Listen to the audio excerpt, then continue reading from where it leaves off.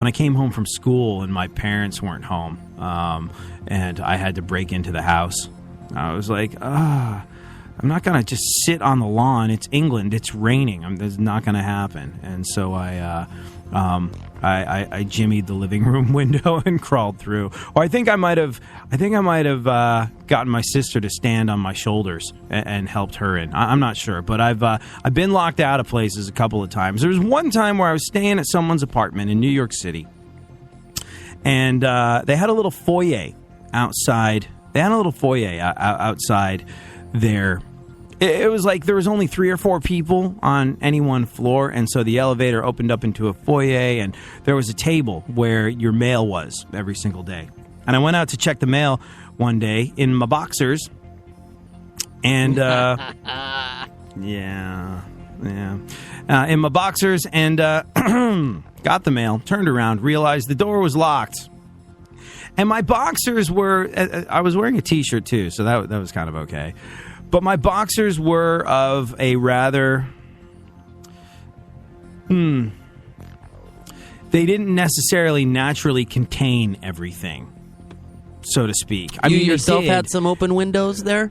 Yeah, I myself had, well, not an open window, but it's a potential to have an open window. It was, those boxers, I really just used them to sleep in more than anything else. But, it's sort of, they're wrinkly and they're not crisp and tight. And that that flap that I've never once used in my life for what it's intended for had the capability of flying open a little bit. It wasn't one of those things where you had to pull it aside if you wanted to do God's work at the bowl.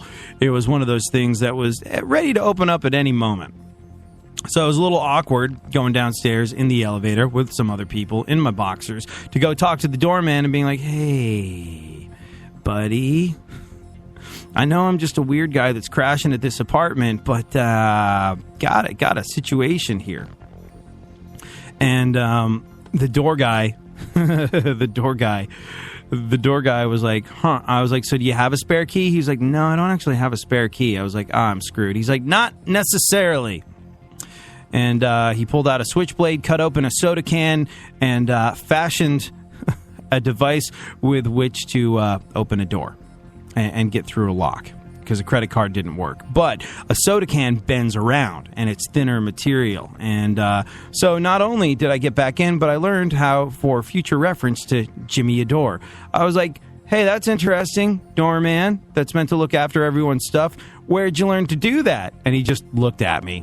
And he was like, do you want to get into the house or not? I was like, I would like to get into the house, and I will stop asking questions. So, yeah, that was my story of being locked out of an apartment in my underwear. So there's that. She was fully clothed today, so none of that. At least that's what I hear.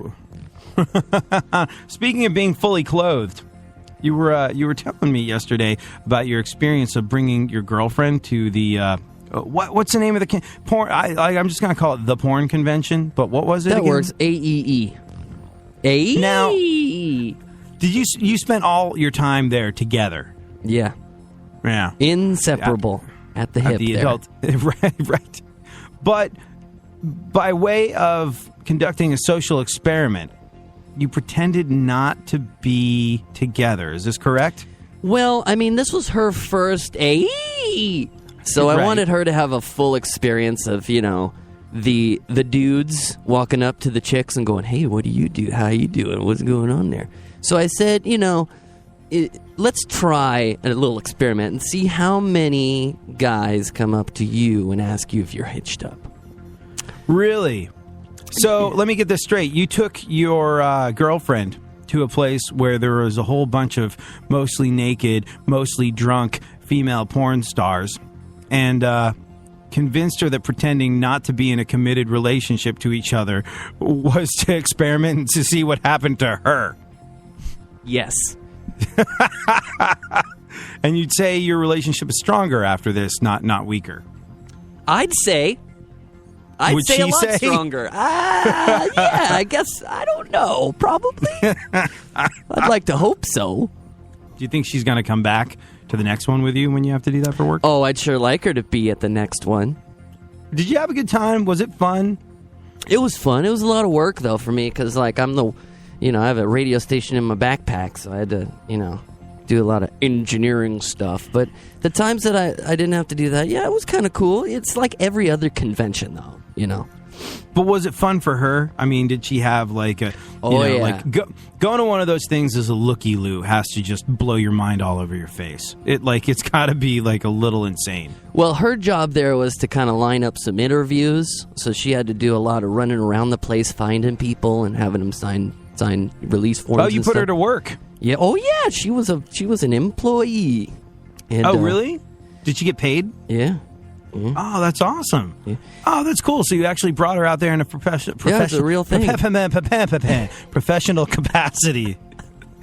That's good. Yeah, I like that. She had fun wrangling people, and she met a lot of interesting characters along the way.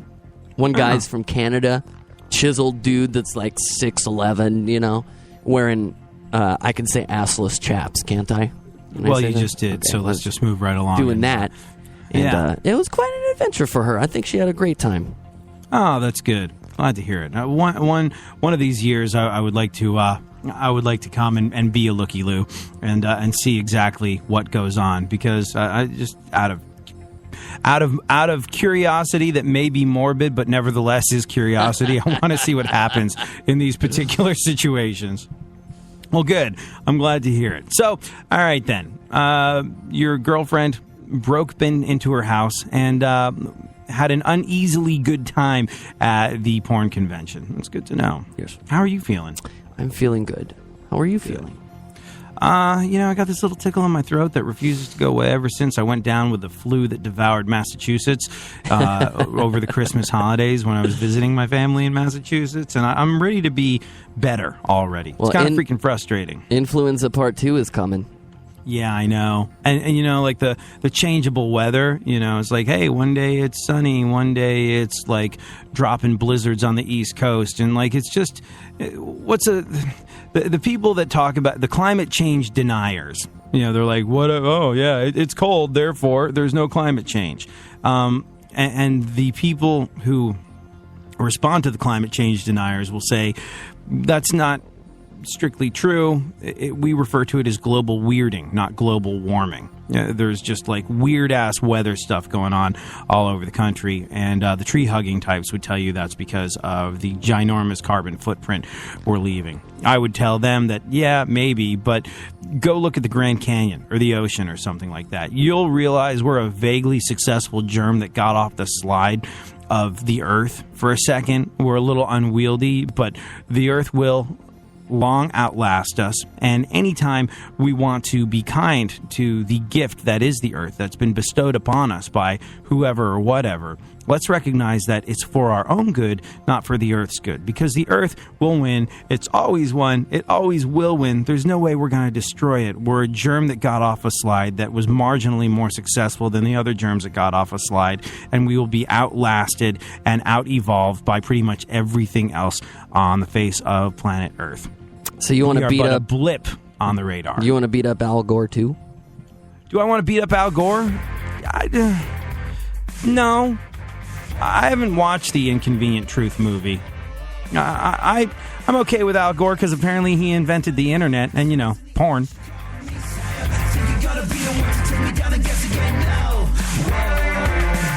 Money making, skills on the mic, keep me paid every day, and provided the battle, just bow down, better act like you know. Come on, down to the crown, down, and everybody bow down, and everybody bow down, and everybody bow down, so the MC's never out with the crown, down, and everybody bow down, and everybody bow down, and everybody bow down, so the MC's never out with the crown. Now I gotta murder the mic like every day, and any sucker standing in the way is gonna pay. So you can't pay or get the hell up out my face, humiliating every other runner in the race. Cause I'm just running and hunting just like a lion. Competition is slower and you're the dying. You gotta be better than that. You know you better believe that you will never be credible, never ever be better than me. Bow down to the crown, down, and everybody bow down, and everybody bow down, down, and everybody bow down. So the MC's never out with the crown.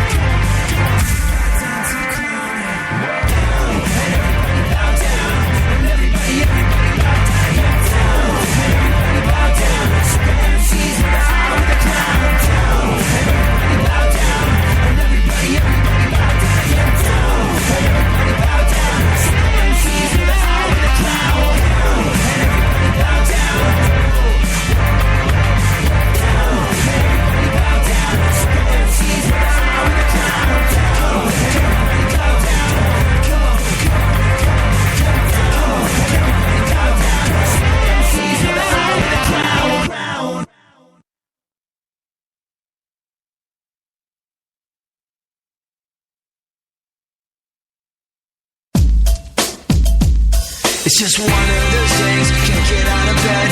Everything's wrong, can't get right in the head. Too drunk for a shrink, the pills ain't no good. They're just not working the way that they should. All this coffee, it just makes me shake. And everything I try to do's a mistake. And everything I know is wrong again. And as the days just fall away, you wonder, will it always be this way? And what is really left you can't believe in. You had so much you wanted, you thought you almost got it, but everything that's wrong is all you're seeing. Today could be a beautiful day. You don't even know. Today could be a beautiful day if you just let go. Get tired of fighting and screaming, of everybody walking out and everybody leaving. Don't you feel there might be more to life than this? Don't you feel you might be something you might have missed? Don't you wish that you could have brighter days? Don't you think that there could be a better way to do more than get through? Maybe start living too. What could you become if you ever even tried to? As the days just fall away, you wonder, will it always be this way? And what is really left you can't believe in. You had so much you wanted, you thought you almost got it, but everything that's wrong is all you're seeing. Today could be a beautiful day. You don't even know. Today could be a beautiful day if you just let go. And everything you wanted, it all just falls away. And everything you worked for, you give up on day by day. And every time you stand up, you seem to get knocked down. Go ahead, favorite the show, and enjoy AD on the go. iHeartRadio presents AD. If you're a parent, think about this for a second. Should your kids' teachers have access to their social media? Meaning, should your kids' teacher be able to access their Facebook, Twitter, Instagram, whatever? Should they have that password? Well, apparently it's not a choice that you're being given, at least not in the state of Illinois, and, well, it could spread all over the country. It's an interesting conundrum, and one we'll get into right after we look at the events of today in our segment, My Witness News. No way, shape, or form fair, certainly not balanced. If you have a contribution to the news, feel free to tweet us. At ADSXE is me. At Funk FM is super producer to the stars, Barry Funkhauser. What is going on in the world, Funk? #contribute.